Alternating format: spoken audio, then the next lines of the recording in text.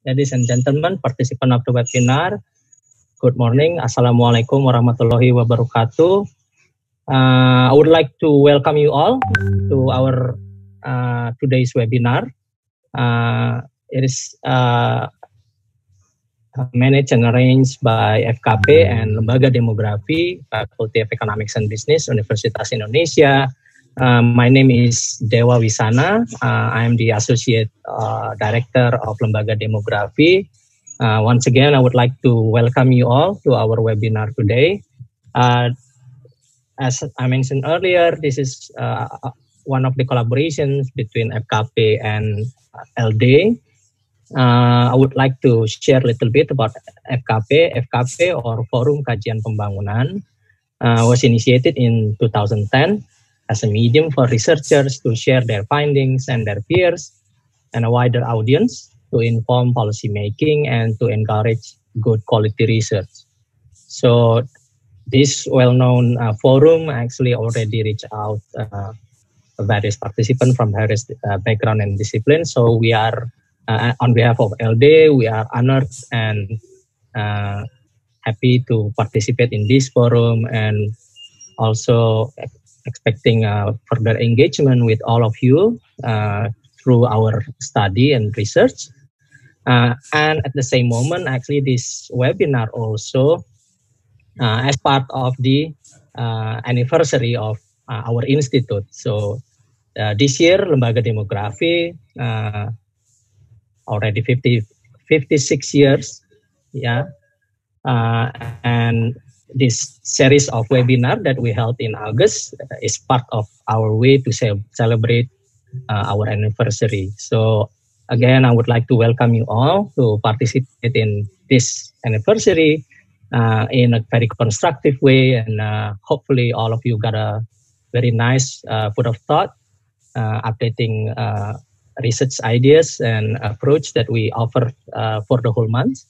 So this for this webinar today, we will have the topic on commuting. Yeah, it's a very relevant topic, and then can be related to our current issues on COVID-19, for example. So without further ado, once again, I would like to open these activities. I hope you enjoy the webinar, and don't hesitate to raise your questions to the speakers. And once again, thank you, and have a good discussion today. Reksa, now you can take over the event. Thank you, Reksa. Okay. Baik, selamat pagi Bapak Ibu sekalian. Perkenalkan, saya Reksa.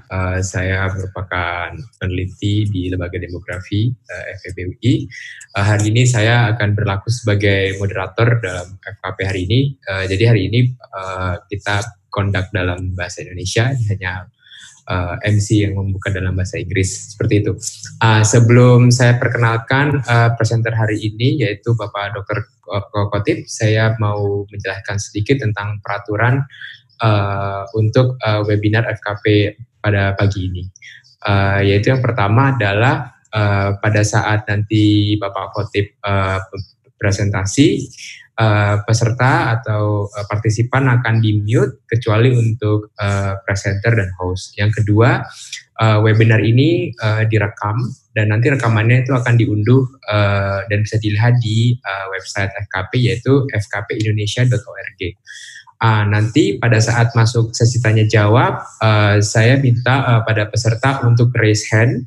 Nanti kami akan memprioritaskan untuk yang membuka kolom pertanyaan di chatting, seperti itu.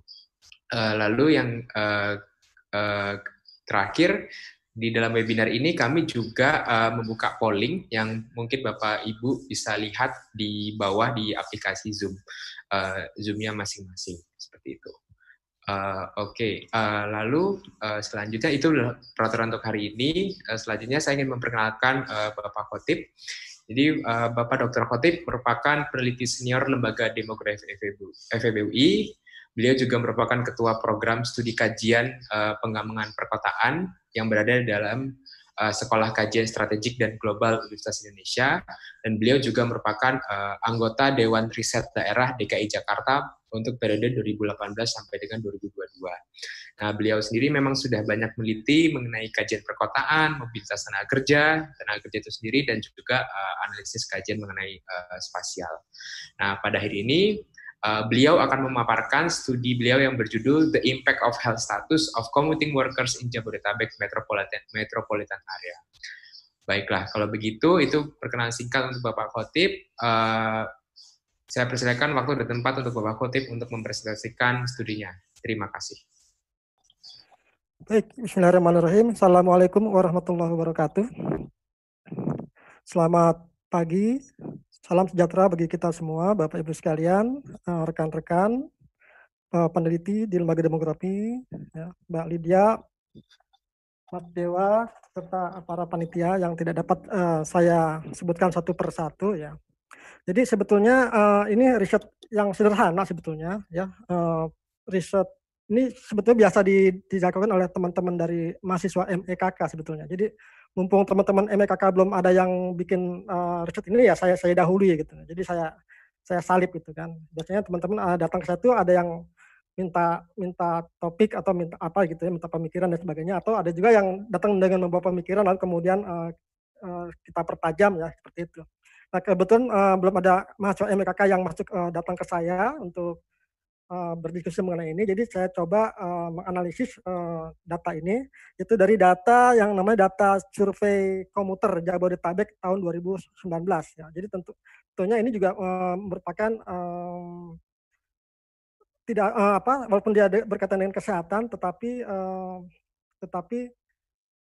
kita mungkin sekarang sering mendengar bahwa sumber penularan dari COVID itu adalah akibat dari mobilitas penduduk, begitu. Ya, jadi nanti mungkin insya Allah di bulan depan akan saya coba dengan spatial analysis bagaimana mobilitas penduduk itu ya berkaitan dengan penularan COVID itu sendiri ya.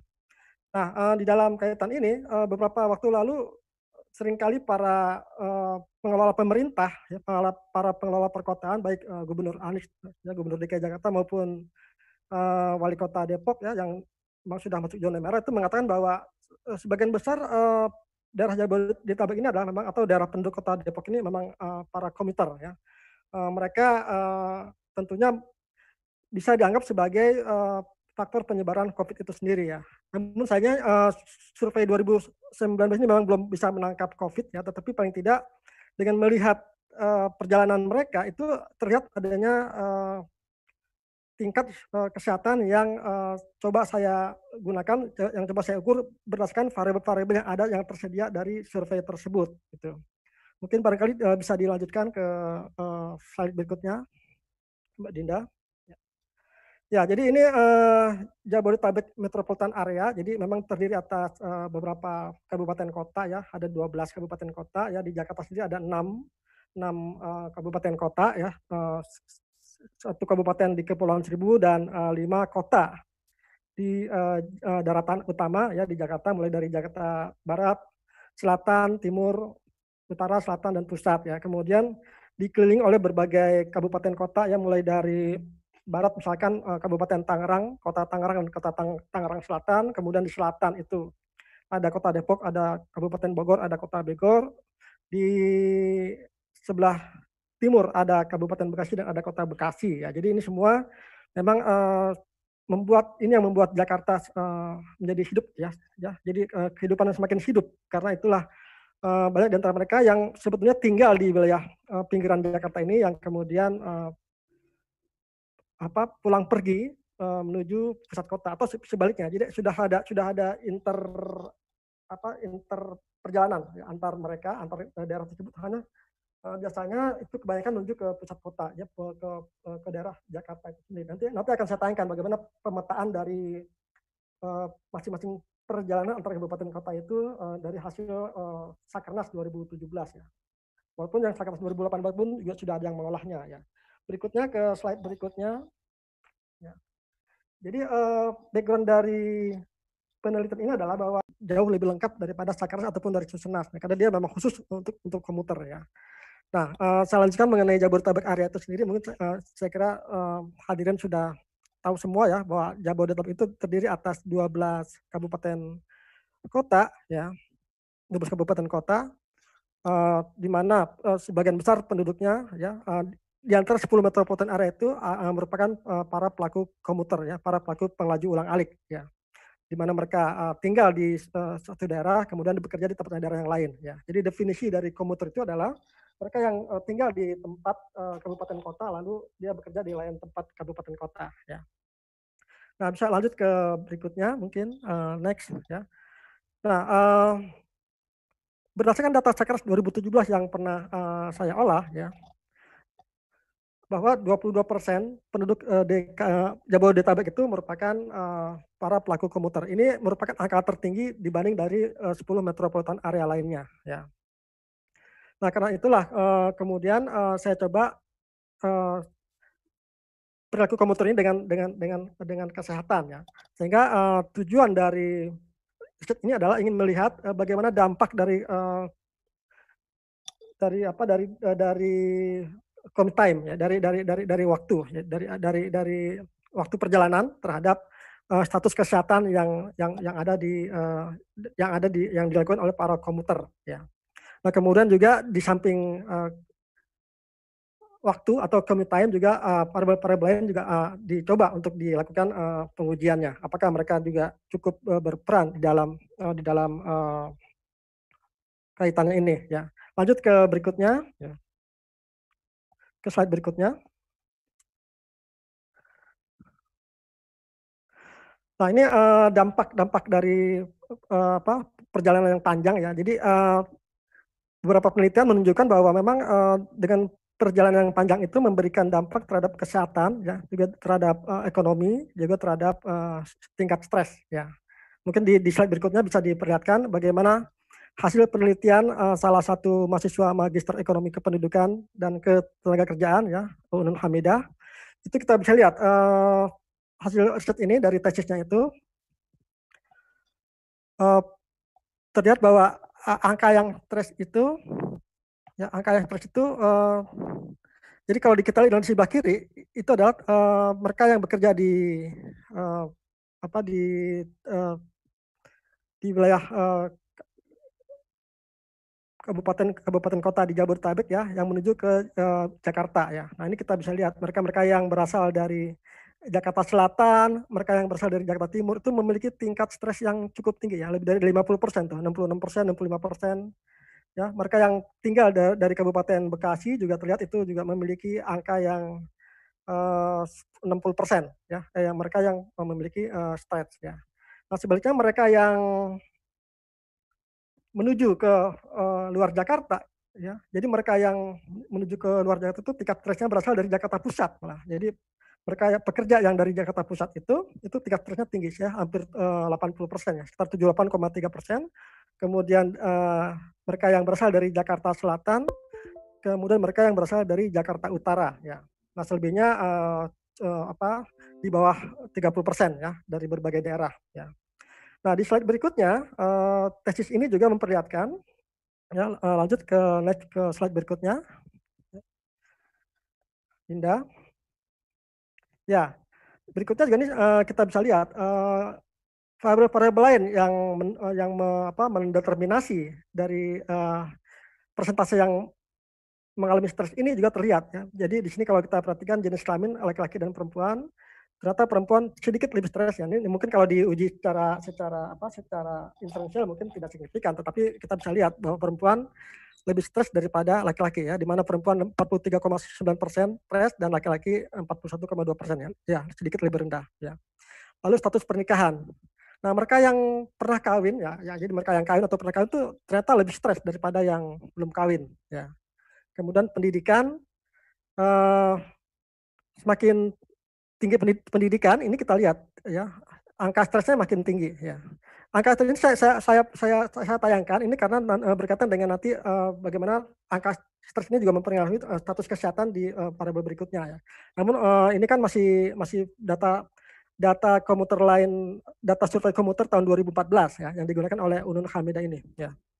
Kemudian pekerjaan juga demikian, yang formal itu, yang informal malah lebih stres daripada yang formal ya. Lalu pengguna moda transportasi. Nah, pengguna moda transportasi yang menggunakan kendaraan mobil pribadi dan dinas itu lebih stres. Ya, nanti kita lihat mereka yang berstatus sebagai sopir atau penumpang itu yang memiliki tingkat kesehatan yang lebih tinggi atau lebih rendah gitu ya. Dan ternyata mereka yang memiliki mobil pribadi ya, itu lebih stres ya, 50% ya. Kemudian mereka yang menggunakan APTB kendaraan-kendaraan lain ya itu 48%. Ya, lalu sepeda motor dan seterusnya ya. Jadi ini juga terlihat ya. Sementara kereta yang mereka yang menggunakan kereta itu lebih rendah ya. Lalu kemudian dari segi status pengendaranya ya, apakah penumpang atau pengemudi. Nah, ternyata di sini penumpang yang lebih stres. Nah, tapi nanti kalau kita lihat di slide yang akan datang ya, bahwa mereka yang pengemudi lah yang status kesehatannya lebih rendah daripada penumpang ya. Berikutnya ke slide berikutnya. Nah, sumber data dari riset ini adalah ya, Jabodetabek Commuter Survey ya, survei komuter Jabodetabek tahun 2019 ya, yang mana saya menggunakan beberapa pertanyaan ya, mungkin ada di variabel berikutnya ya, di slide berikutnya ya. Jadi data ini mengandung 12.960 rumah tangga ya, yang diperoleh dari hasil survei ini ya, berdasarkan dari beberapa blok sensus ya, dari 1.296 blok sensus dari BPS ya. Dan di sini tertangkap bahwa sekitar 43.532 individu ya, sampel individu diwawancarai dari data ini ya. Nah, data yang menjadi utama di sini adalah yaitu status kesehatan ya, di mana status kesehatan ini adalah merupakan pertanyaan-pertanyaan dari kuesioner ya, yang terdiri atas beberapa pertanyaan ya. Jadi pertanyaan mengenai apakah dalam 1 bulan terakhir si individu tersebut mengalami atau responden tersebut mengalami keluhan kesehatan ya, misalkan demam ya, batuk pilek, kemudian sakit kepala, sakit tenggorokan, sakit mata, sesak napas, masuk angin, pegal-pegal dan lainnya. Nah, dari 9 jenis keluhan ini kemudian saya identifikasi ya, saya jumlahkan ya, dan ternyata ada sekitar 48% yang sama sekali tidak mengalami satupun mengalami keluhan tersebut. Jadi definisi dari mereka yang termasuk sehat itu adalah yang berkode 1 yang health itu adalah yaitu mereka yang tidak satupun mengalami jenis-jenis dari keluhan ini. Ya, jadi sementara yang health, yang 0 itu minimum ada 1 keluhan dalam 1 bulan terakhir ini. Ya, jadi itu definisi dari status kesehatan, sehingga itu lebih mudah diukurnya. Ya. Jadi mereka yang sehat itu adalah mereka yang sama sekali tidak mengalami satupun jenis keluhan. Ya, sementara yang 0 itu adalah itu salah satu diantaranya ya, dialami oleh responden. Nah, itu adalah definisi dari status kesehatan. Nah, lalu yang commute time juga ini ada 3 kategori ya, yang kurang dari 30 menit. Ya, sebetulnya dia data numerik ya, tapi kita bisa bagi kategori kurang dari 30 menit, 31 sampai 60 menit, dan di atas 60 menit ya. Kemudian frekuensi menggunakan kendaraan. Jadi di dalam data ini, di data survei komuter ini, terlihat berapa banyak mereka yang mengalami perpindahan kendaraan ya, selama dia perjalanan ya.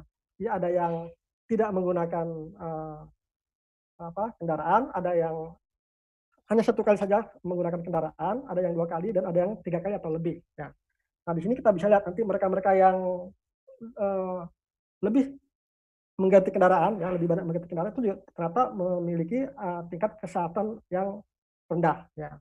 Kemudian yang tadi yang saya jelaskan mengenai driving status. Jadi mereka yang berstatus ya, nanti kita bisa lihat. Jadi ada 2 status, yaitu apakah dia sebagai penumpang atau sebagai driver, nah, sebagai pengemudi. Nah, nanti kita bisa lihat. Kemudian yang berikutnya adalah yang kelima, yaitu pengalaman stretch ya. Jadi yang pengalaman stretch yang tadi sudah dibuat sebagai dependent variable oleh Unun Hamida tadi ya, oleh mahasiswa MEKK tadi ya. Kemudian di sini saya jadikan sebagai independent variable untuk memperlihatkan bagaimana dia mendeterminasi status kesehatan ya. Kemudian usia ya, usia juga nanti akan kita lihat ya. kebetulan usia ini saya bagi atas 3 kategori ya. Kemudian jenis kelamin ya, jenis kelamin hanya ada 2 ya, female dan male. Kemudian pendidikan saya bagi jadi 3, yaitu di bawah, jadi yang SMP ke bawah, kemudian SMA dan setara, kemudian diploma 1 dan seterusnya ya. Kemudian aktivitas commuting. Nah, kalau di Sakernas dia hanya menangkap untuk pekerja saja, tapi kalau di data ini dia menangkap tiga aktivitas, yaitu untuk yang kursus ya, untuk yang bekerja dan untuk lainnya. Nah, jadi di sini kita bisa lihat ternyata mereka yang bekerja itulah mereka yang nanti mengalami status kesehatan yang lebih rendah. Ya. Lanjut ke slide berikutnya. Ya. Nah, ini adalah binary logistiknya, ya, model pemodelannya, di mana tadi 1 dan 0, ya 1 tadi adalah yang sehat, ya, yang 0 adalah yang tidak sehat, ya, yaitu yang tadi yang per definisi tadi sudah disampaikan, ya, di mana yang sehat itu adalah mereka yang sama sekali tidak mengalami keluhan, ya, sementara yang 0 adalah yang sedikitnya ada 1 keluhan, ya. Kemudian variabel-variabel tersebut dimasukkan ke dalam model, ya, tadi ada 8 variabel bebas, ya, mulai dari commit time, kemudian driving status, kemudian ada tingkat stres dan sebagainya dan seterusnya. Ya.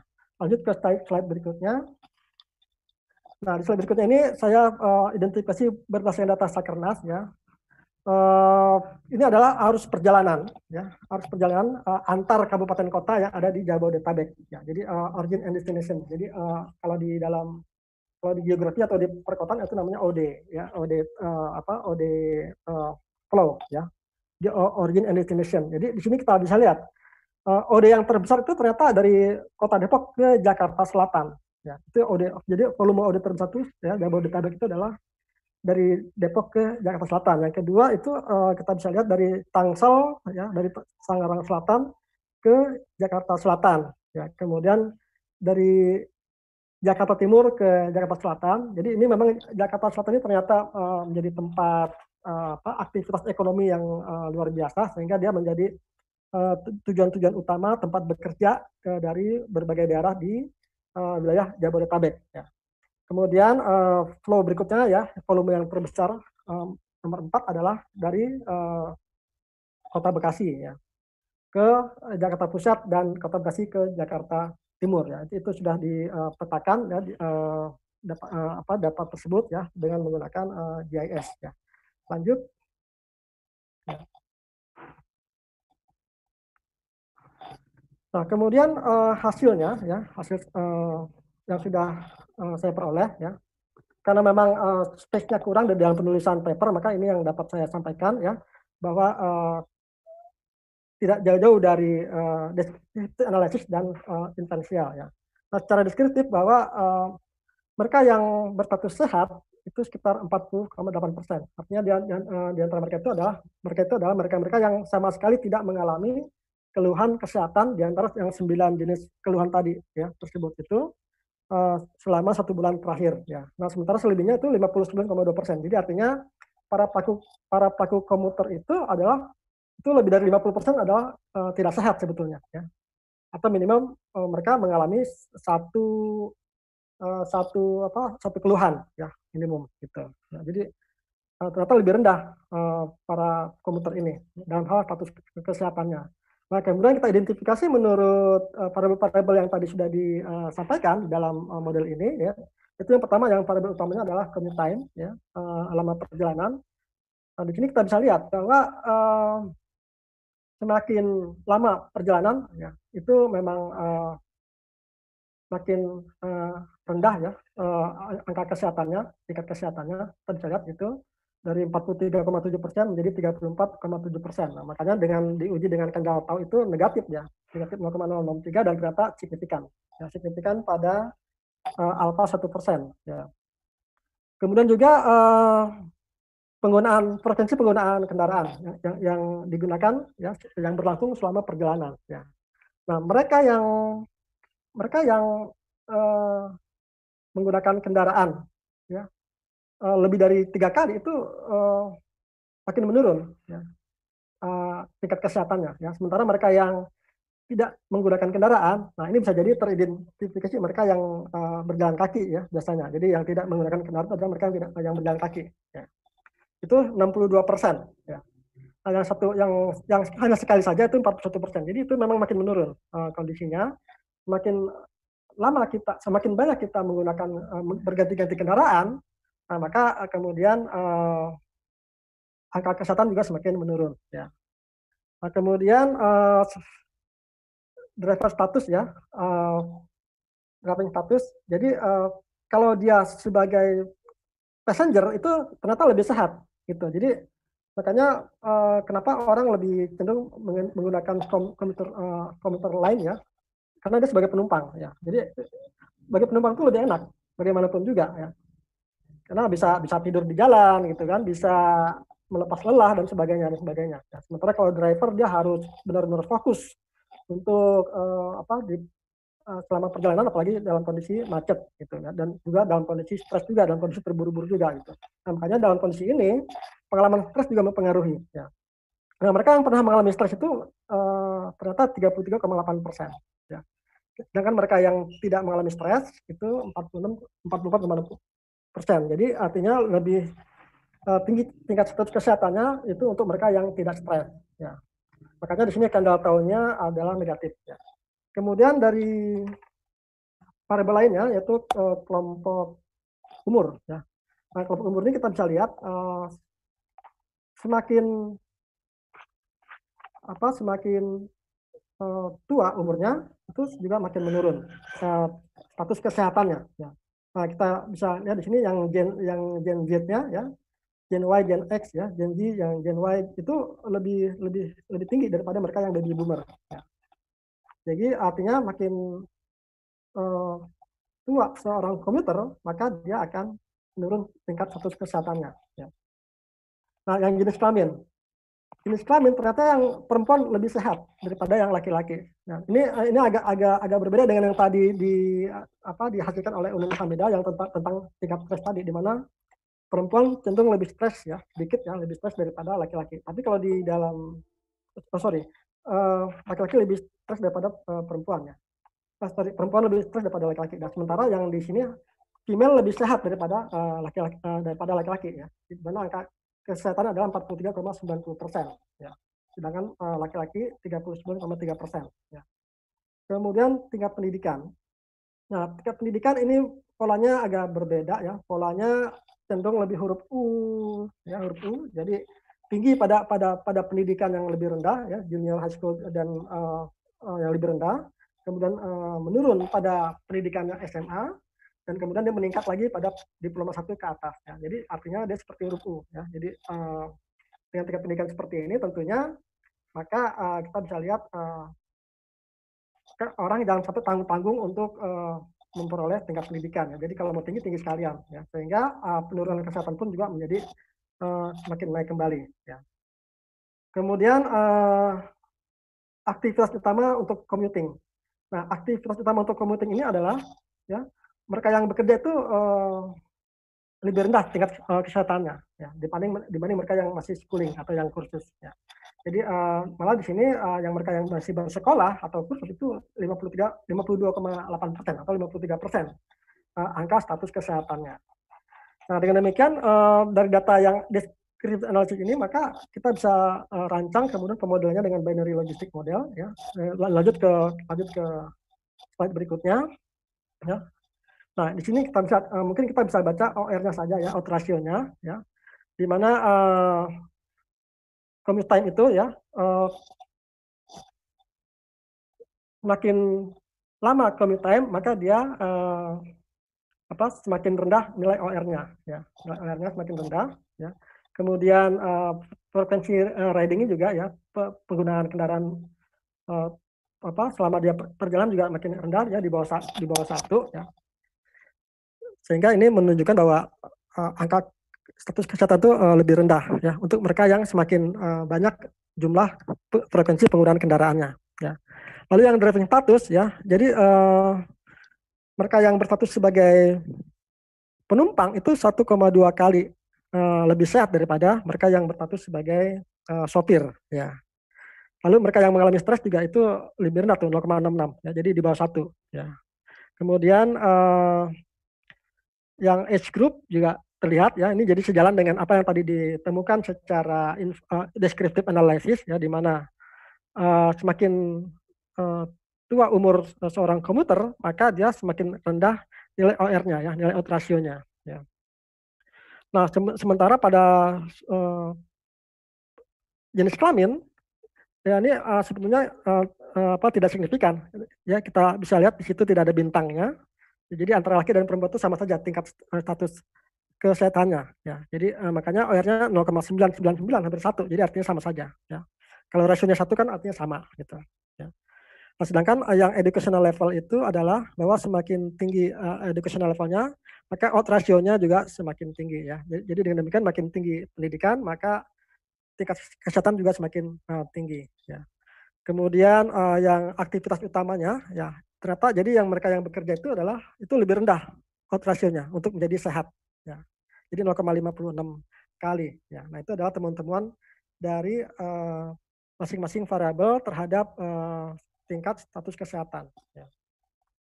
Nah, kemudian slide berikutnya adalah ya kesimpulan. Ya tentunya ini saya simpulkan berdasarkan variabel-variabel yang tadi menjadi variabel bebasnya ya. Jadi bahwasanya commute time itu cenderung memiliki dampak yang negatif, kemudian frekuensi penggantian kendaraan selama perjalanan juga dia menunjukkan dampak yang negatif terhadap status kesehatan ya. Kemudian mereka yang berstatus sebagai penumpang itu cenderung lebih sehat daripada sebagai pengemudi, dan mereka yang pernah mengalami stres juga cenderung tidak lebih sehat daripada yang tidak mengalami stres ya. Kemudian juga usia komuter juga memiliki dampak yang negatif terhadap status kesehatan. Gender ini tidak signifikan ya, karena antara laki dan perempuan itu tadi terlihat 0,99 odds ratio-nya, jadi hampir 1 ya. Jadi sama saja. Kemudian pendidikan cenderung untuk makin tinggi pendidikan ya, maka cenderung lebih sehat ya. Kemudian mereka yang beraktivitas sebagai pekerja itu akan cenderung lebih tidak sehat daripada mereka yang memiliki status aktivitas sebagai schooler ya, sebagai mereka yang sekolah atau yang kursus ya. Nah, saya kira itu yang dapat saya sampaikan. Mungkin nanti bisa didiskusikan terkaitan dengan rekomendasi apa yang dapat disampaikan, karena paper ini memang sangat terbatas space-nya, halamannya. Jadi dalam hal ini karena maksimum dari halaman itu adalah 6 halaman, jadi saya tidak bisa mengemukakan rekomendasinya. Baik, saya kira terima kasih. Billahi taufiq wal hidayah. Wassalamualaikum warahmatullahi wabarakatuh. Saya kembalikan kepada moderator. Ya, silakan Mas Reksa. Baik, waalaikumsalam warahmatullahi wabarakatuh. Terima kasih Pak Cotip atas presentasinya, sangat menarik sekali untuk studinya tentang dampak dari commuting terhadap health status dari para pekerja.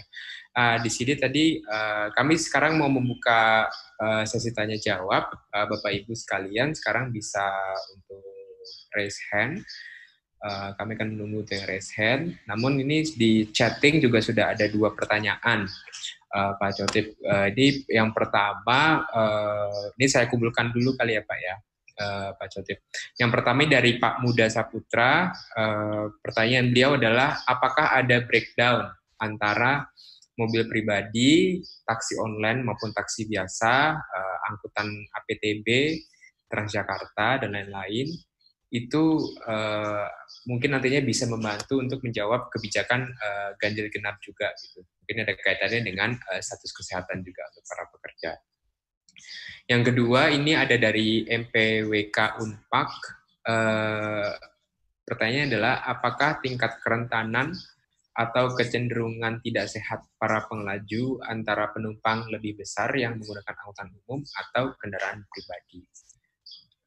Ini kalau belum ada yang bertanya lagi, ini saya persilahkan untuk Pak Cotip untuk menjawab terlebih dahulu.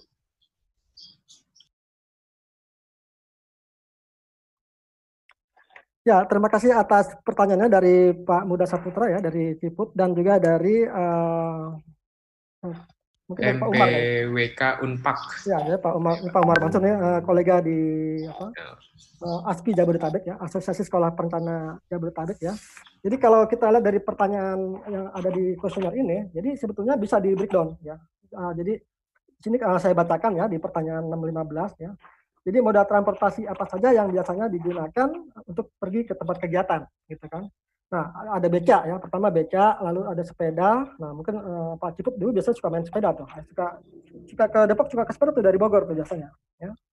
Lalu ada sepeda motor dinas. Nah, malah lebih rinci daripada yang ada di Sakernas. Ya. Sepeda motor dinas, ada sepeda motor ojek, ada sepeda motor ojek online. Ya. Nah, jadi yang bisa pakai ojek online juga nanti bisa dilakukan. Kemudian mobil dinas, ya, mobil sewaan online, kendaraan jemputan, kendaraan amprengan atau sharing ya, jadi ada yang sharing juga, lalu ada taksi, angkutan kota dan seterusnya, ada bis umum, kereta dan bus Transjakarta, jadi bisa digunakan. Jadi artinya pertanyaan Pak Muda Saputra dan pertanyaan Pak Umar Mansur, barangkali ini kalau memang Pak Umar Mansur, itu memang sejalan. Jadi ini sekalian bisa saya jawab ya gitu kan. Jadi artinya secara kuesioner bisa di breakdown gitu kan. Bahkan lebih rinci lagi di pertanyaan 615B-nya itu malah jadi moda transportasi yang biasa digunakan untuk yang utamanya. Jadi ada yang lebih dari satu penggunaan transportasinya, ada yang utama. Jadi nanti mau dipakai yang mana? Apakah mau pakai yang utama? Ya, yang utama itu nanti definisinya apakah yang paling lama digunakan selama dalam perjalanan gitu ya. Misalkan kita dari Depok ke Salemba ya misalkan, saya gunakan kendaraan pribadi motor ke stasiun, lalu dari stasiun pakai komlain, dari komlain di Cikini lalu kemudian pakai bajai misalkan itu ya. Nah itu mana yang paling lama? Berarti itu yang paling utama biasanya gitu. Jadi berarti yang paling utama adalah yang komlainnya gitu. Nah dari sini bisa kita manfaatkan ya, bisa kita gunakan. Memang ini perlu nanti di breakdown lebih lanjut ya, sehingga nanti ini dapat menjadi membantu dalam merekomendasikan kira-kira yang berkaitan dengan ganjil genap tersebut gitu ya. Berkaitan dengan hal tersebut, sebetulnya pemerintah DKI juga sudah mencoba merencanakan ya. Ini teman-teman dari mahasiswa dari kajian pengembangan perkotaan juga sudah sedang melakukan studinya berkaitan dengan penyediaan moda transportasi umum yang menggunakan MRT maupun yang busway ya, terutama untuk di era new normal ya. Nah ini saat ini sedang dalam proses penelitian tapi hasilnya belum keluar gitu. Nah itu kira-kira seperti itu. Jadi dengan pertanyaan Pak Muda Saputra dan Pak Umar ini sebetulnya bisa dalam satu jawaban ya yang sebetulnya mirip-mirip gitu. Saya kira itu. Jadi pada intinya adalah bisa di breakdown menurut berbagai jenis kendaraan yang lebih rinci lagi. Ya. Makanya ada dari A sampai A, B, 1, 2, 3, 4 ya, sampai P dan terusnya. Jadi para potensial dapat ya, di breakdown. Saya kira itu. Baik, terima kasih Pak Cotip atas jawabannya. Ini sekarang kita ada pertanyaan yang raise hand dari Ibu Sri Rahmat, nih saya loto. Silakan Ibu Sri Rahmat untuk bertanya.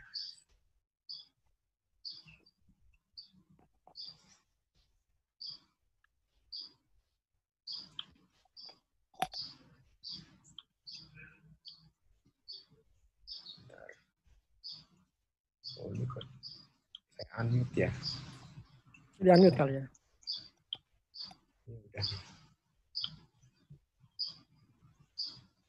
Oke, silakan. Halo. Ya, halo ya Bu. Ya sudah. Ya. Terima kasih Mas Reksa. Terima kasih Pak Khotib untuk presentasinya yang sangat menarik dan luar biasa, sangat kekinian topiknya dan diperlukan untuk kebijakan. Saya Sri dari BPS, mau ini aja Pak, ingin klarifikasi mengenai penyebab stres itu apakah ada di situ diklasifikasikan kelompok-kelompoknya begitu Pak, sehingga bisa dikaitkan dengan variabel-variabel lainnya, maksud saya begitu. Karena tadi ditemukan bahwa antara laki-laki dan perempuan tidak berpengaruh status kesehatan dan stresnya tadi kurang di kesimpulannya. Pertama itu, yang kedua jika semakin banyak frekuensi berganti kendaraannya, maka tingkat kesehatannya semakin menurun. Nah, apakah klasifikasi daripada banyaknya ganti jenis kendaraan itu dikaitkan dengan jaraknya, Pak, panjang jaraknya, jarak tempuh dari para komuter tersebut? Itu yang saya ingin tahu. Terima kasih banyak, Pak. Oke, mungkin silakan langsung jawab aja, Pak. Langsung jawab aja ya, baik. Ya, sebetulnya harusnya saya bertanya ke Bu Sri nih, dari teman dari BPS juga ya. Jadi sebetulnya yang stres itu, saya coba cek lagi ya.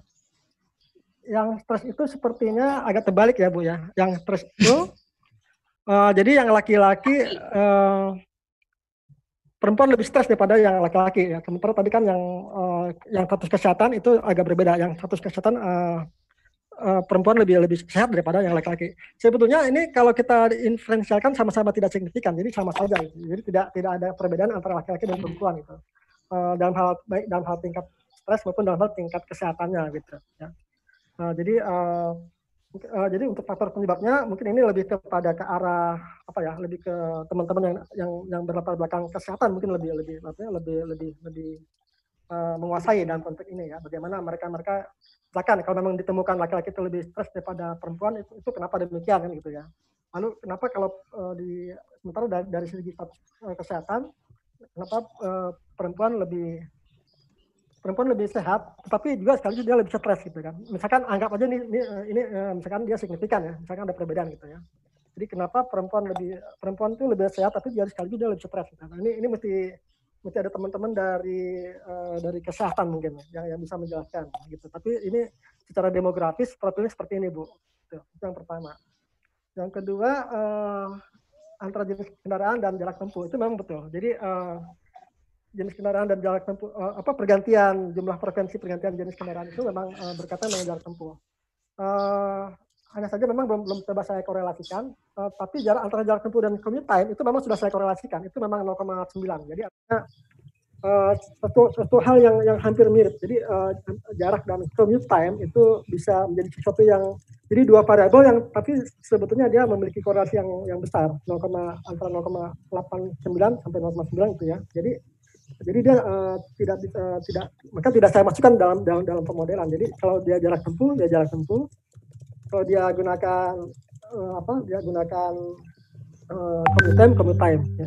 Nah di studi yang lain saya juga gunakan jarak tempuh, ya, jarak perjalanan dari data Sakarna, tetapi untuk penggunaan kendaraan moda transportasi yang dipilihnya.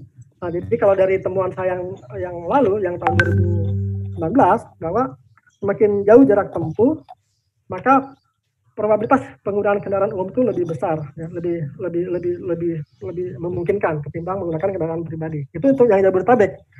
Tapi temuan lain dari mahasiswa MEKK juga, ya, dari Mebidang, di Denpasar. Di Sarbagita itu agak berbeda.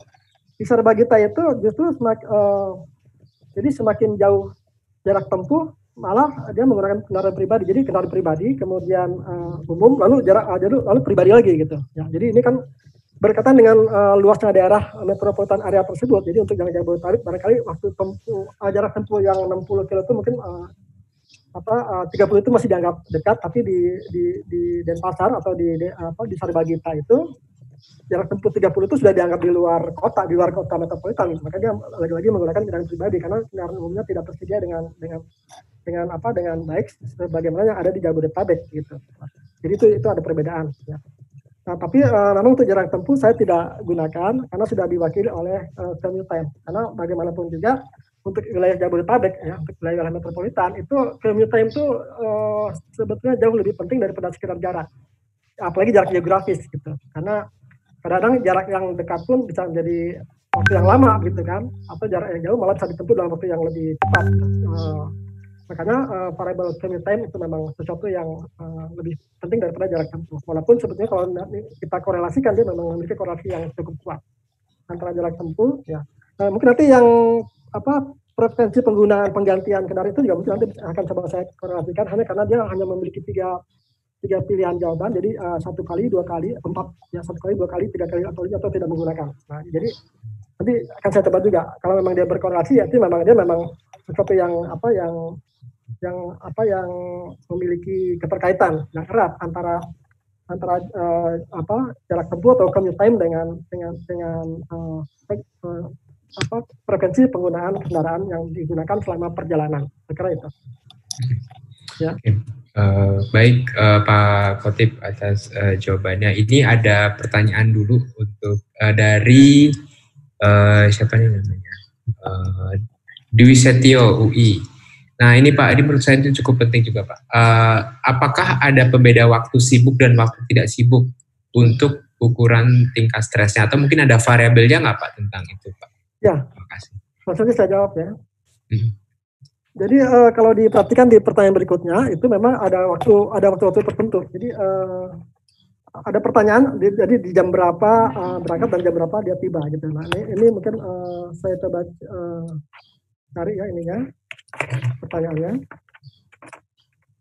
Itu juga nanti bisa menjadi studi lebih lanjut ya. Itu bisa menjadi studi lanjutan ya. Saya kira itu karena pertanyaan ini juga cukup menarik gitu bahwa ada pertanyaan.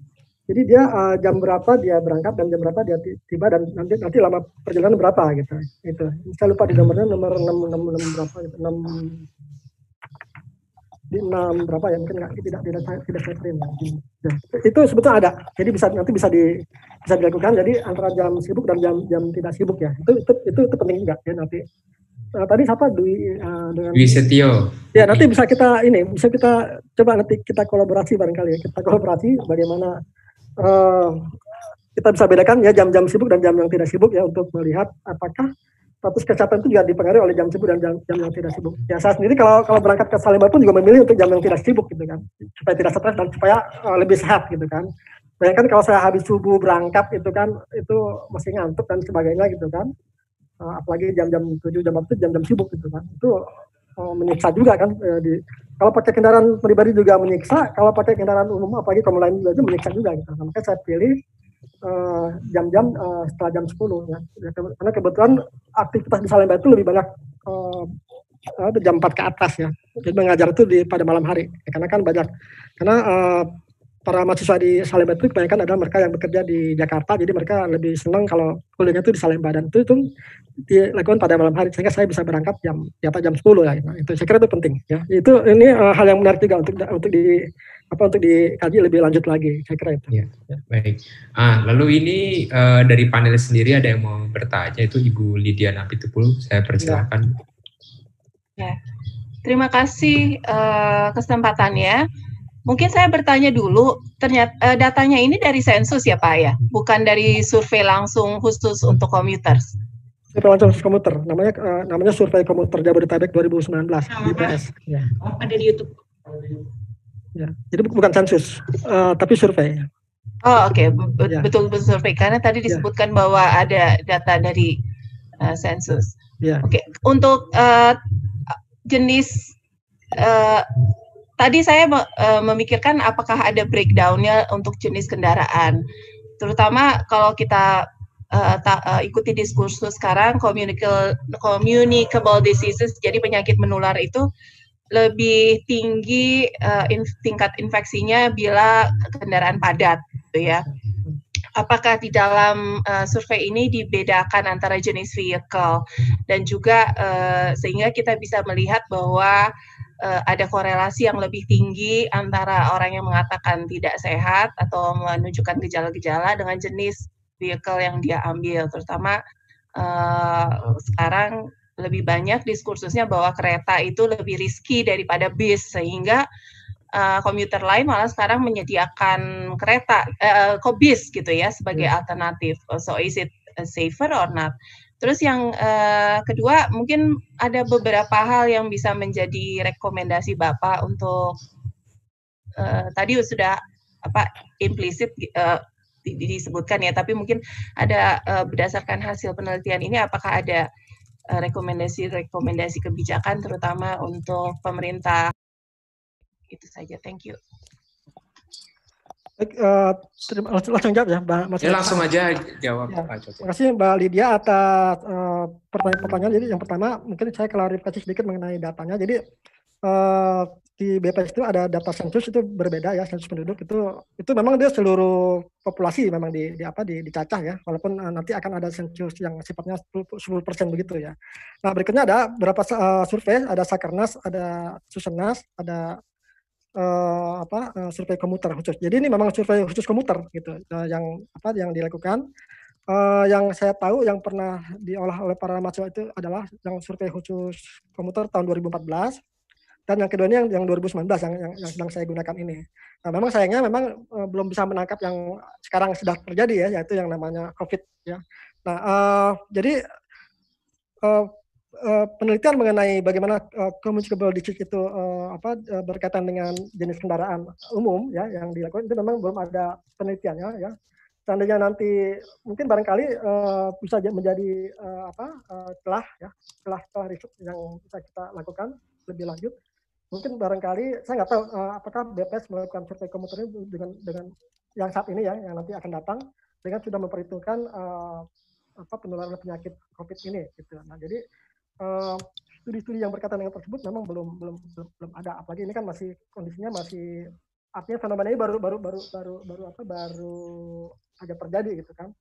Nah, mengenai, tapi dalam survei tersebut tidak ditanyakan hanya ditanyakan jenis berapa kali atau jenis kendaraan berapa kali berpindah gitu ya, tipe kendaraan. Tapi apa jenis kendaraannya itu tidak disebutkan gitu ya. Kalau jenis kendaraannya ada jenis kendaraannya disebutkan tadi Pak Muda Saputra dan Pak Umar sudah menanyakan itu dan tadi sudah dijawab ya, sudah disebutkan, tetapi jenis penyakitnya tidak terdeteksi. Tapi yang dapat ditanyakan dari survei ini adalah keluhannya gitu. Jadi keluhan batuk, keluhan asma, sesak napas, kemudian apalagi tadi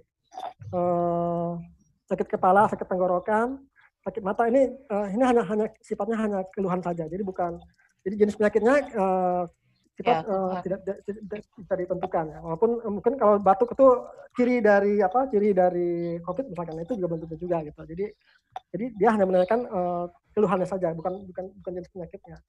Nah, nanti lain kali kita bisa survei juga dengan berkaitan dengan penyebaran COVID ini, apakah benar yang di Comline itu memang lebih rentan daripada yang di BIS gitu. Nah, ini belum ada yang melakukan risetnya. Ya.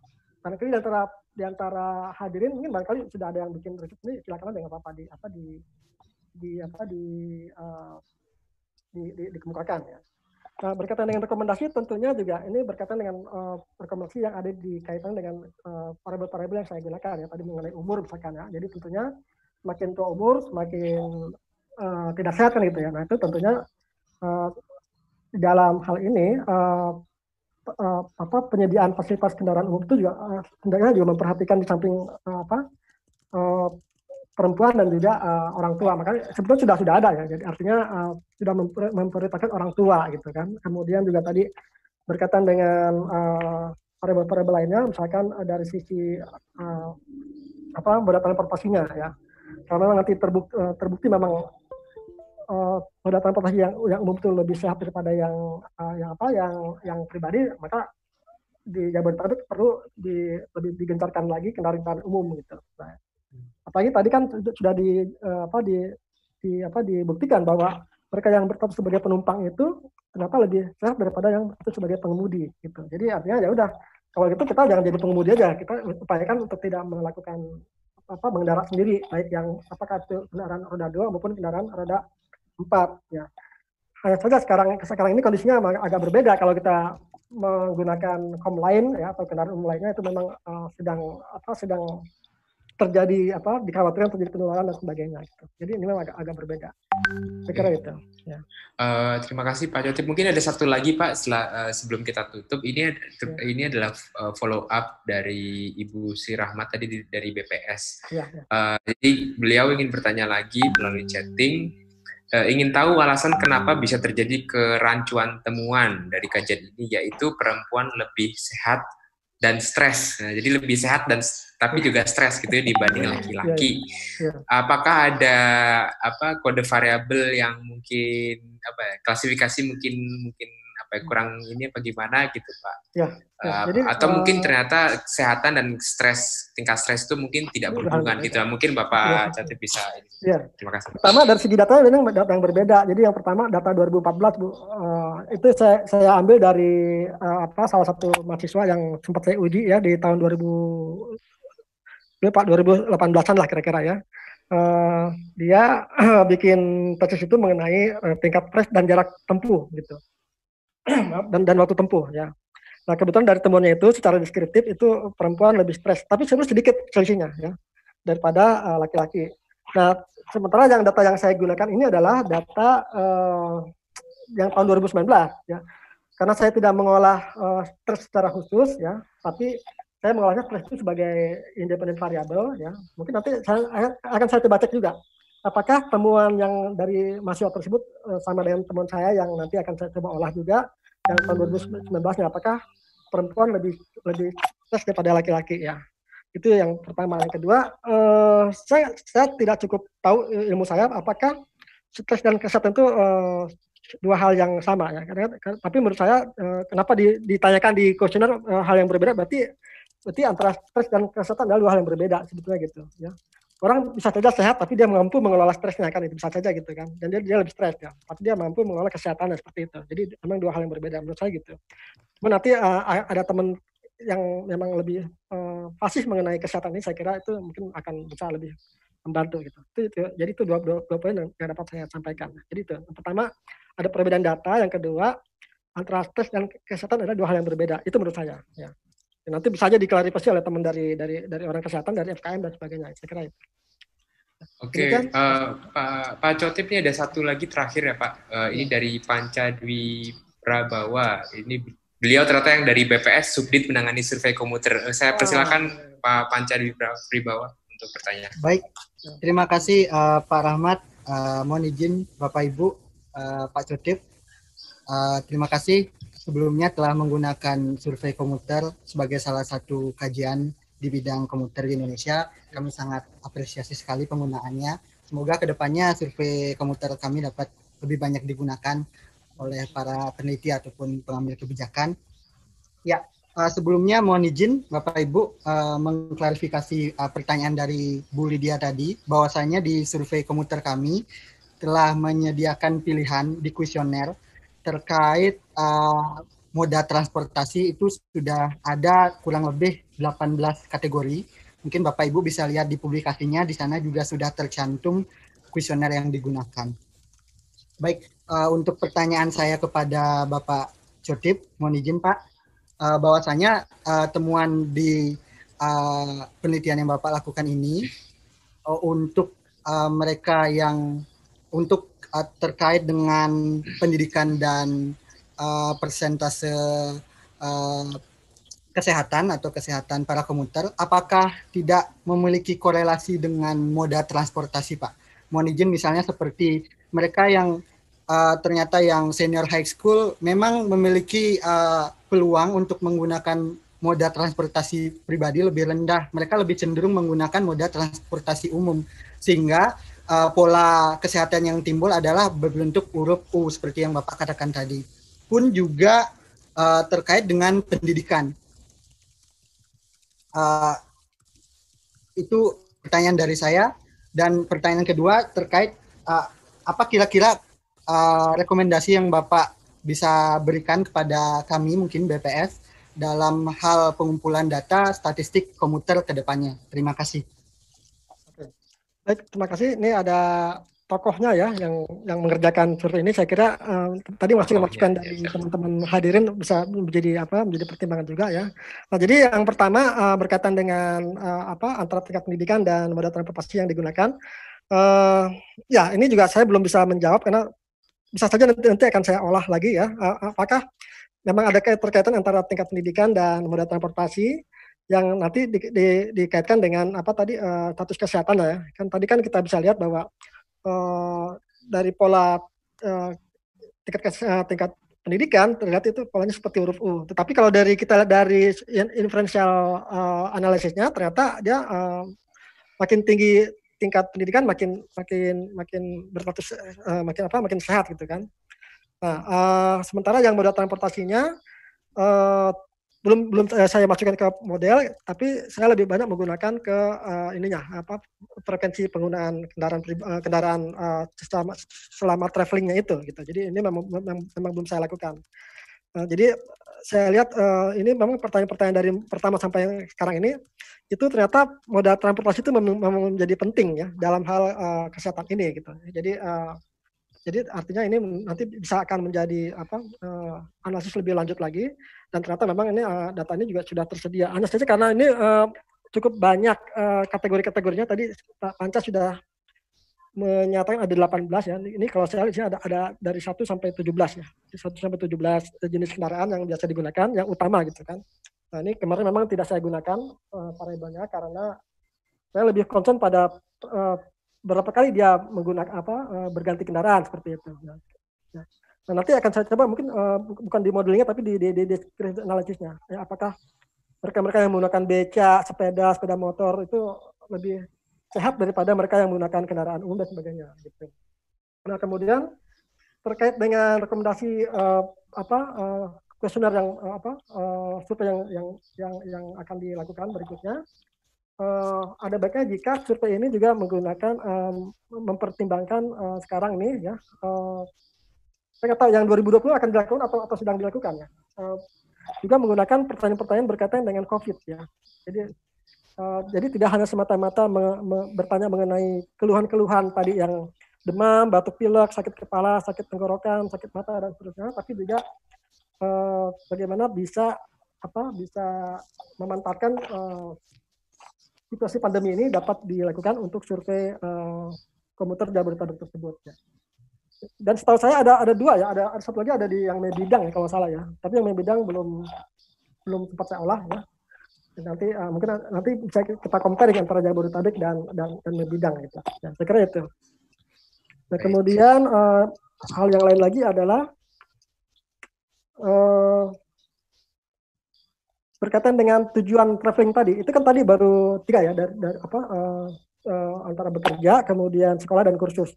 Nah mungkin nanti bisa saja nanti ada yang dikaitkan dengan belanja yang barangkali shopping ya misalkan, ya itu nanti bisa buat dijadikan bahan masukan untuk pertanyaan di survei komuter ini. Ya. Apakah di tahun 2020 atau tahun 2021? Ya. Saya kira itu Mas Panca Prabawa ya. Saya kira itu. Mas Reksa. Iya, baik. Terima kasih Bapak Cotip dan para hadirin sekalian. Saat ini pertanyaan sudah kami tutup. Jadi tadi pertanyaan dari Pak Panca Prabawa dari PPS mengakhiri dari sesi tanya jawab pada FKP pada hari ini. Kalau boleh saya menyimpulkan ya bahwa ini sebenarnya sangat menarik. Ternyata kegiatan kita yang sehari-hari sesimpel atau sesederhana commuting terutama di Jabodetabek itu juga berpengaruh kepada health status kita. Dan juga tadi pernyataan yang cukup menarik dari Pak Cotip, kalau misalnya di Jabodetabek mungkin yang lebih relevan tadi adalah commuting time instead of jarak gitu ya, karena memang kalau kita tahu sendiri kita kerja di Jabodetabek bisa saja 1 jam itu cuman kalau misalnya di Kuningan ya cuman dari perempatan Kuningan sampai misalnya Plaza 89 atau baru sampai Pasar Festival gitu ya, padahal itu kan dekat sekali gitu. Daripada dihitung jadi jarak. Nah itu memang juga mempengaruhi, dan juga ternyata kalau kita pakai ya seperti itulah pada intinya gitu. Nah kalau begitu terima kasih banyak Pak Cotip setelah bersedia untuk menjadi pembicara pada hari ini. Sangat menarik sekali, dan saya rasa untuk bagi teman-teman atau Bapak Ibu sekalian para hadirin yang juga peneliti, saya rasa ini masih banyak sekali nih potensi untuk dikembangkan ya Pak Cotip ya. Tadi misalnya ada beberapa masukan juga bisa dari gender ataupun dari tingkat stres, ataupun kalau misalnya dari saya sih saya penasaran dari beberapa penyakit gitu ya, ada nggak penyakit yang paling persisten gitu, maksudnya yang paling parah gitu, more likely untuk kena flu kah atau misalnya pusing segala macam gitu. Baik, terima kasih banyak Bapak Ibu saudara sekalian. Kami tutup presentasi pada hari ini. Saya serahkan kembali kepada MC Bapak Dewa Wisana selaku MC. Terima kasih.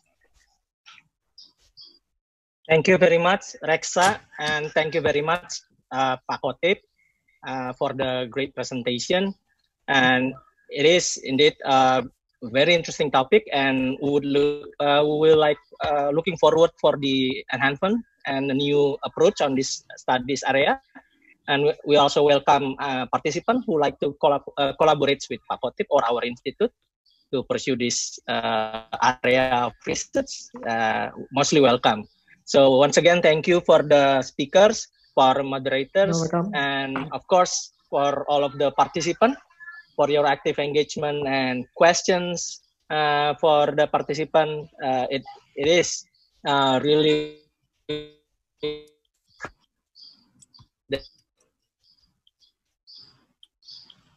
learns a lot from this. And we would like also to announce our next webinar topic that will be held on Wednesday, August 19, 2020 at 10 o'clock.